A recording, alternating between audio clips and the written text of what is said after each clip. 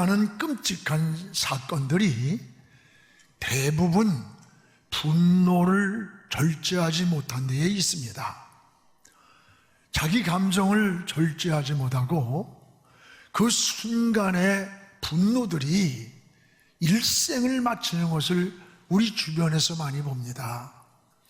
전에 남편이 아내를 살해하고 그 시신을 토막을 내서 훼손을 시켰다가 잡혔는데 범인이 바로 자기 남편이었습니다. 그는 배신감에 대한 분노였다는 고백입니다.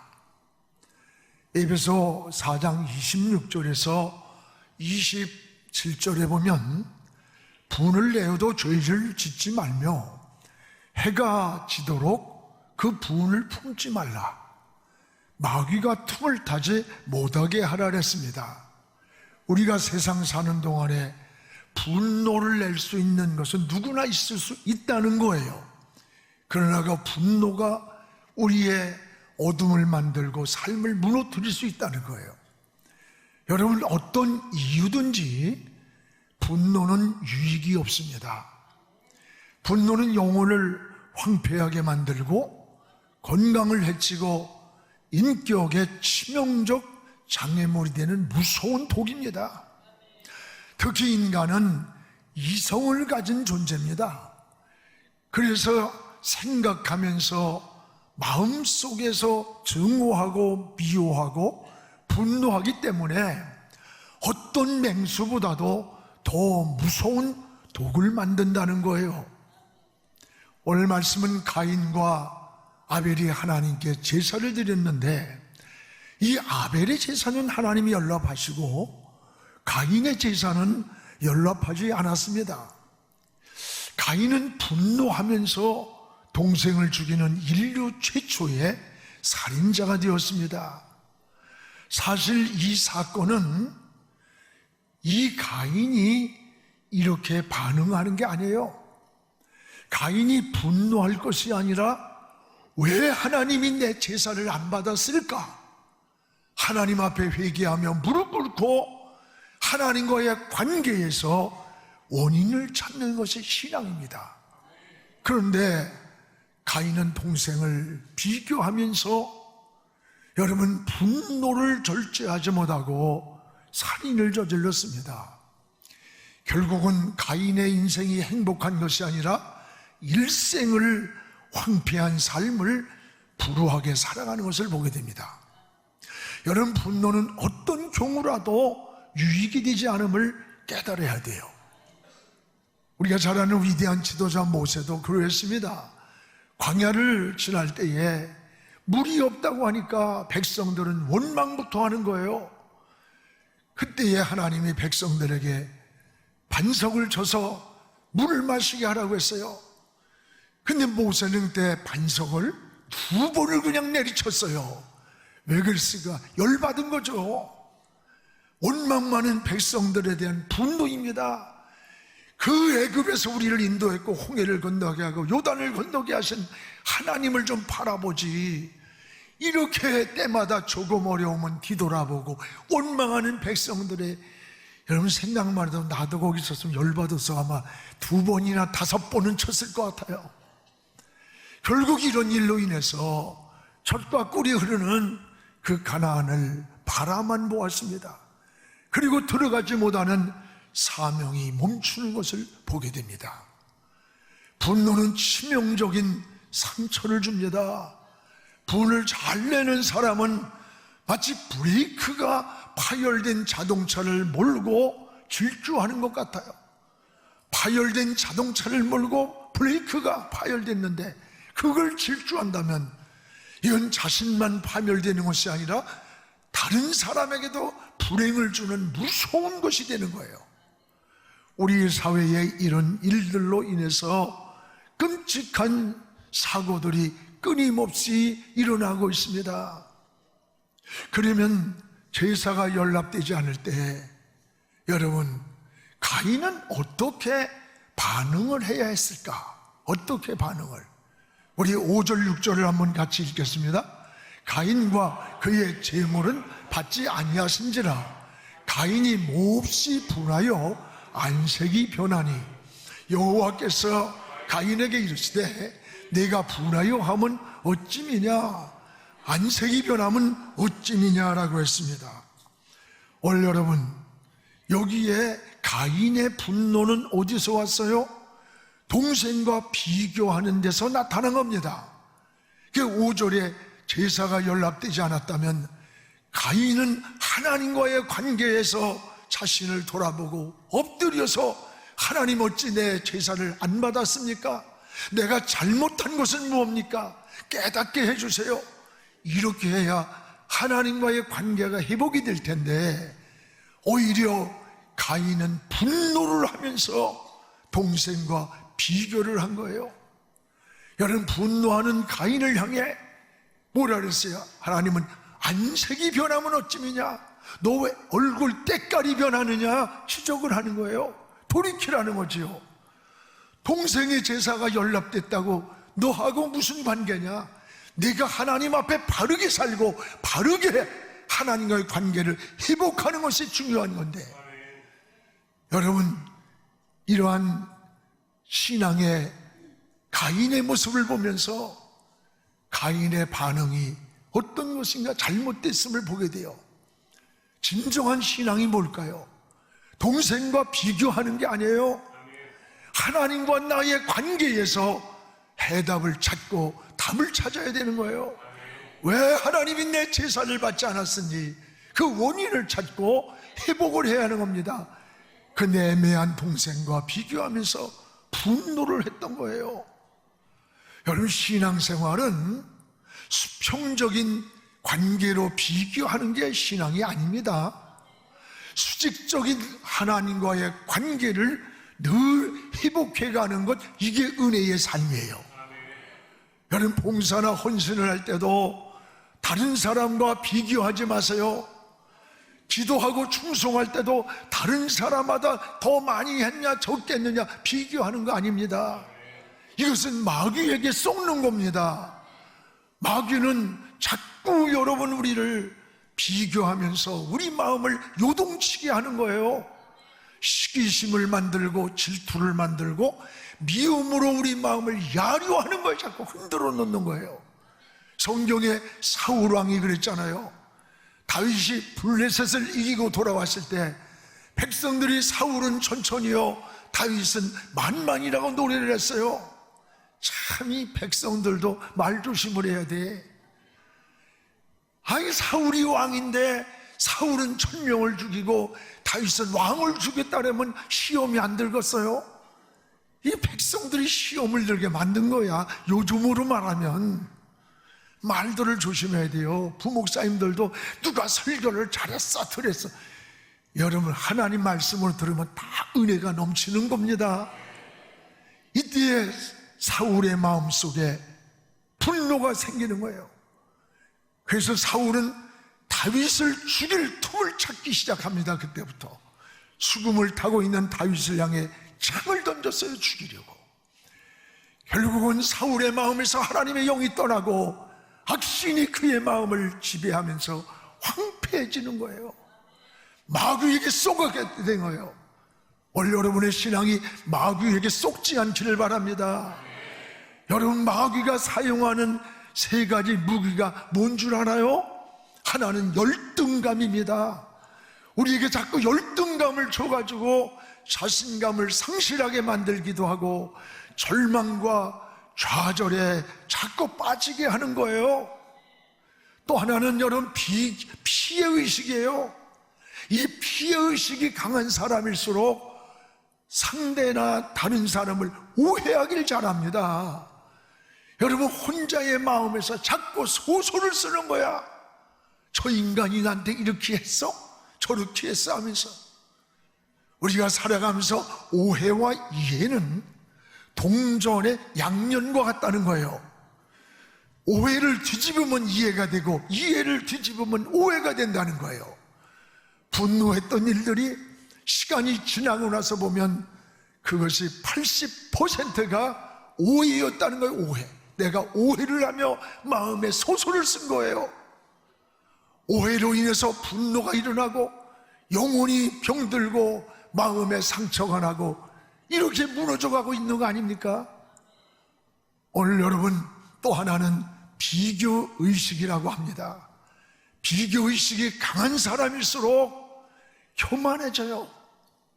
나보다 내가 좀 잘하면 교만하고, 또 좀 비슷하든지 못하면 또 이게 절망을 잘하고, 그래서 이런 사람은 시기심, 질투심, 분노가 많다는 거예요. 이런 일들은 여러분 마귀가 사용하는 무기라는 것을 기억하시기 바랍니다. 그래서 가인의 분노도 아벨과 자신을 비교했기 때문에 일어난 사건이에요. 분노하는 가인을 향해 안색이 변하면 어찌미냐, 오늘 하나님께서 지적한 거예요. 그러면서 오늘 6절에 이렇게 말씀합니다. 우리 같이 읽어봅시다. 여호와께서 가인에게 이르시되 네가 분하여 하면 어찌미냐, 안색이 변하면 어찌미냐. 여러분, 이게 뭐 너 왜 얼굴 색깔이 변하냐, 너 왜 얼굴 색깔이 변해야. 여러분, 얼굴은 그 사람의 마음을 보여주는 겁니다. 하나님이 인간을 창조할 때도 그 인간의 마음을 얼굴을 통해서 알게 창조하셨다는 거예요. 그래서 행복한 사람인지 불행한 사람인지, 평안이 있는지 근심이 있는지 그 사람의 얼굴을 보면 나타나요. 얼굴 속에, 여러분 마음 속에 막 기쁨과 감사가 넘치고 사랑이 넘칠 때는요, 얼굴이 환해요. 눈빛이 환해요. 입이 막 열려져요. 반대로 마음 속에 막 분노가 있고 증오가 있고 시기 질투와 미움이 있고 막 죽이고 싶은 마음이 있고, 그러면서 여러분 다른 사람을 향해서 사랑해요, 아이고 안녕하셨어요, 그거는요 아무리 입을 벌려도 벌써 입가가 찢어지고 눈이 짜릿해가지고 도끼가 들어가 있어. 틀림없습니다. 그래 안 그래요?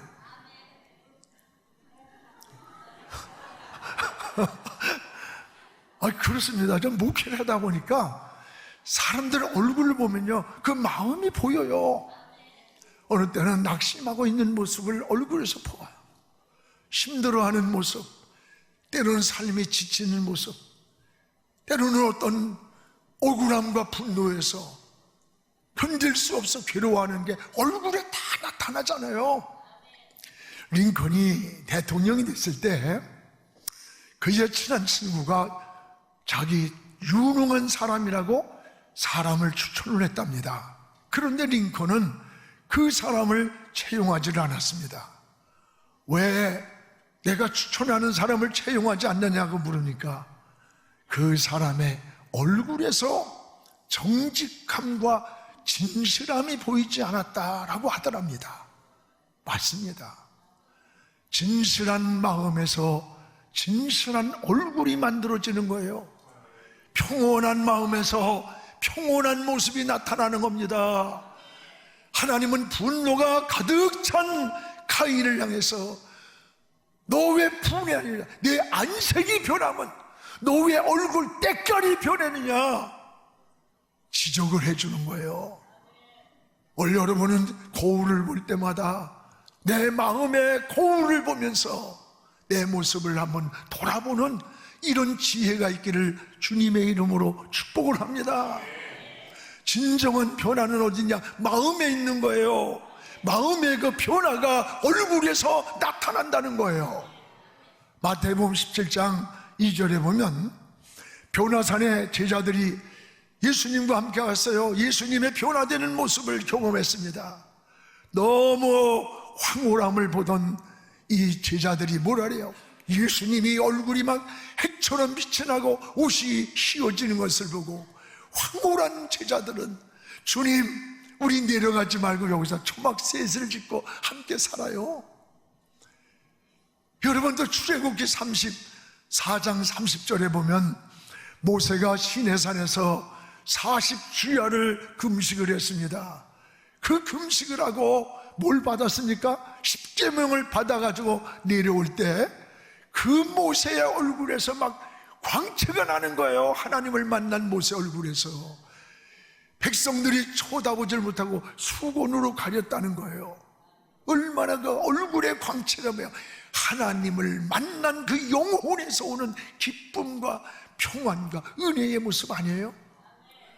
여러분, 사도행전 6장 15절에도 스데반이 십자가와 부활을 증거하다가 돌에 맞아서 죽어가면서도 스데반의 얼굴이 천사의 얼굴과 같았다. 그 천사의 얼굴이 어떤 얼굴이었을까? 영인 천사는 화려함과 환함과 빛의 빛, 더 이상 표현할 수 없어서 천사의 얼굴 같다. 그 돌무더기 속에 있으면서도, 죽어가면서도 그의 마음의 기쁨과 우편 보좌에 서신 저 주님을 보는 시간에 그 얼굴은 천사의 얼굴 같았다는 거예요. 모두가 우리 내면에 하나님의 영이 지배할 때 나타난 은혜의 얼굴이라는 거예요.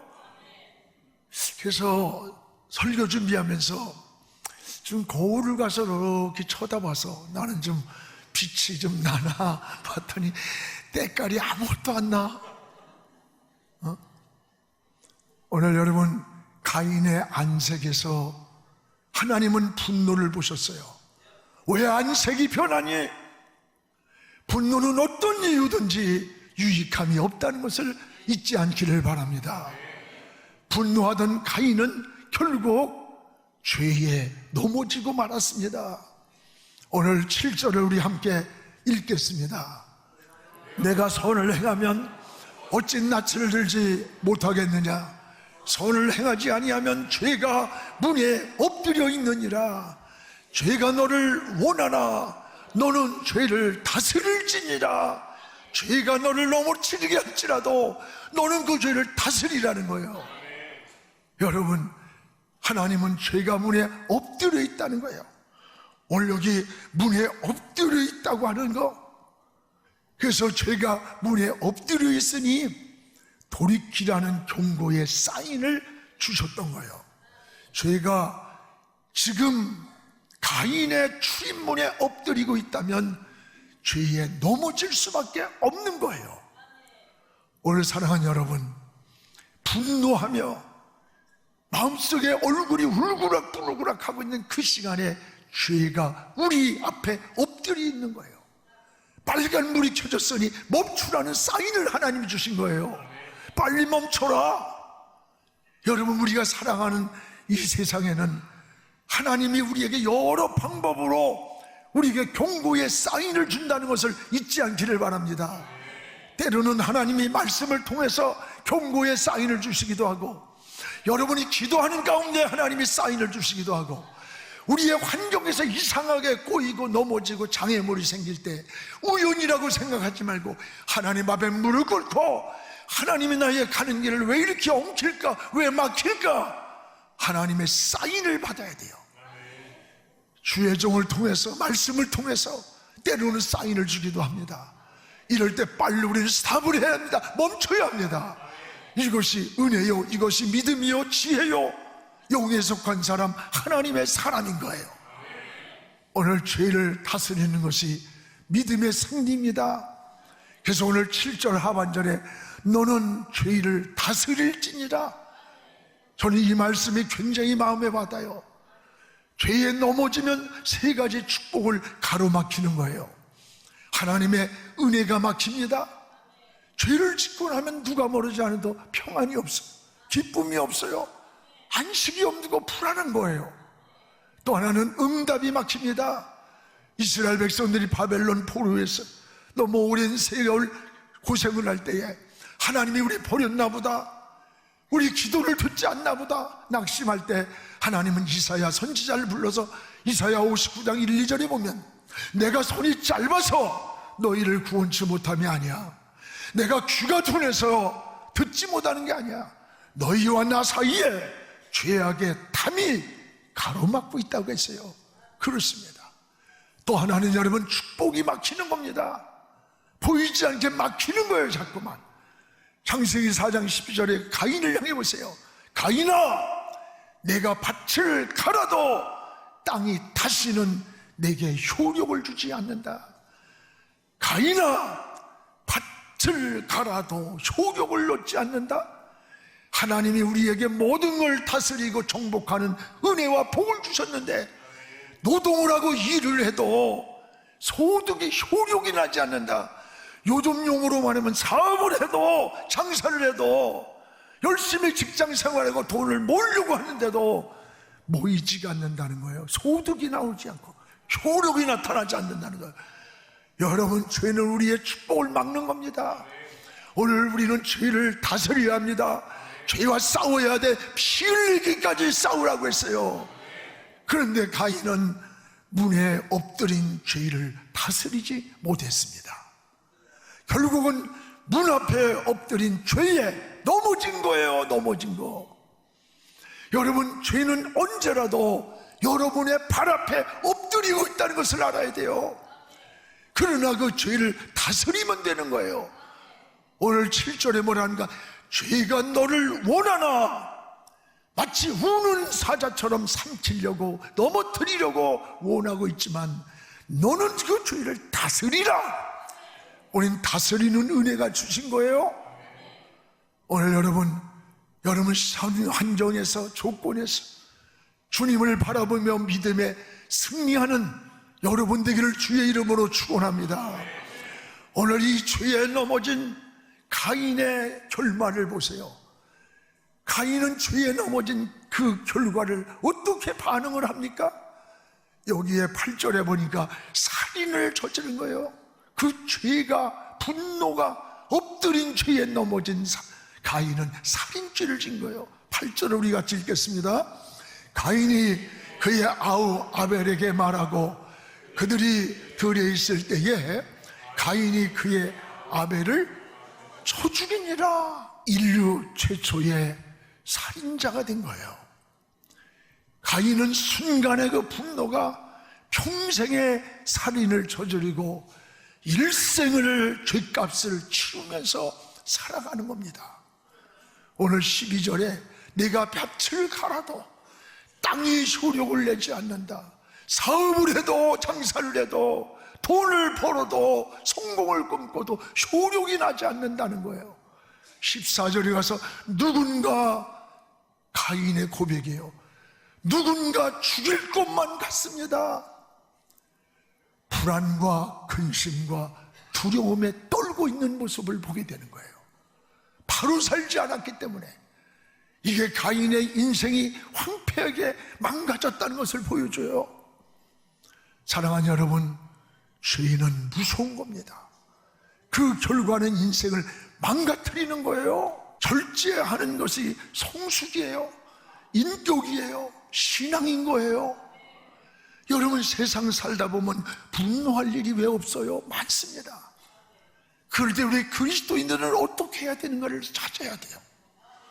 또한 가인은 동생을 죽이고 어떻게 했어요? 반응했어요? 그 죄를 숨기려고 했습니다. 창세기 4장 9절을 우리 같이 한번 읽어보겠습니다. 여호와께서 가인에게 이르시되 내 아우 아벨이 어디 있느냐? 그가 이르되 내가 알지 못하라이다. 내가 내 아우를 지키는 자입니까? 10절에 이르시되 내가 무엇을 하였느냐? 내 아우의 핏소리가 땅에서부터 내게 호소하느니라. 아우의 핏소리가 내게 호소한다. 여러분, 구절은 하나님이 용서하려고 기회를 줬던 거예요. 가인을 향해서 내 아우가 어디 있느냐? 하나님이 몰라서 물었으니까? 아닙니다. 너 지금이라도 빨리 돌이켜라. 회개하라. 용서를 해주겠다는, 하나님이 끝까지 용서하길 원하셨습니다. 그런데 가인은 끝까지 거짓말을 한 거예요. 9절에 내가 아우를, 여러분, 알지 못합니다. 내가 내 아우를 지키는 자입니까? 원망하는 거예요. 여러분, 거짓은 마귀의 속성임을 알아야 돼요. 눈을 만드신 하나님이, 귀를 만드신 하나님이 어떻게 우리의 것을 모르겠어요? 다 알고 계시는 하나님 앞에 이것이 어리석은 인간의 모습이라는 것을 깨달아야 됩니다. 10절에 하나님이 뭐라고 진노합니까? 내 아우의 핏소리가 땅에서부터 하나님께 호소하느니라. 저는 이 말씀을 읽으면서 가슴이 저려왔어요. 여러분, 여기 호소한다는 말은 살려달라고 막 비명을 지르면서 애원한다는 뜻이에요. 누가 살려달라고? 죽은 아벨이 살려달라고 호소하는 그 핏소리가 지금 땅에서부터 하나님께 들렸다는 말이에요. 사랑하는 여러분, 죄는 죄를 숨기려고 가인의 어리석은 이 모습이 가인만이 그렇습니까? 오늘 우리의 현주소라는 것을 잊지 않기를 바랍니다. 그러나 하나님을 숨길 수 있습니까? 없습니다. 죄는 숨길수록 눈덩이처럼 커지는 거예요. 이것은 가장 어리석은 겁니다.